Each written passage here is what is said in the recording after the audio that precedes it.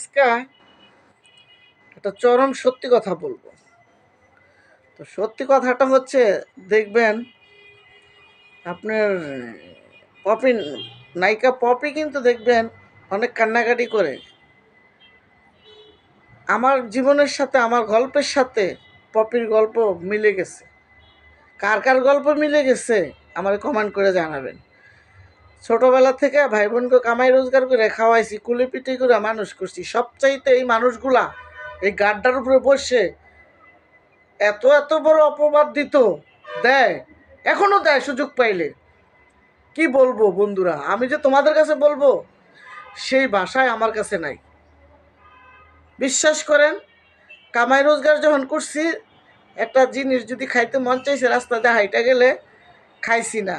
ওই কি মা খাবে, বাড়িতে বাবা খাবে, বোনেরা খাবে, ভাইয়েরা খাবে, কষ্টে আছে, ওরা কই পাবে? আমি তো এখানে রোজগার করি, আমারও তো ওরা 3 বেলা ভাত খাইতে পারি। তাই ওই 5টা টাকা ভাঙ্গা, বন্ধুরা বিশ্বাস করেন, 10টা টাকা ভাঙ্গা আত্মারে দিছি না, কইছি না ওরা খাবে, ওরা ভালো থাকবে।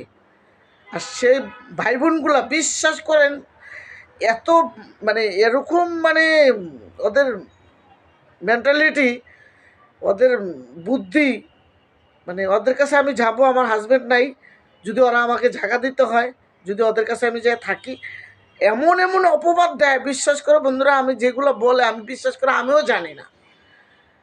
তো নায়িকা পপি যখন কান্নাকাটি করলো, লাইভে আইসা বললো, সেম সেম বন্ধুরা, বিশ্বাস করবা কিনা আমি জানি না, সেম আমার জীবনের সাথে গল্প মিলে গেছে।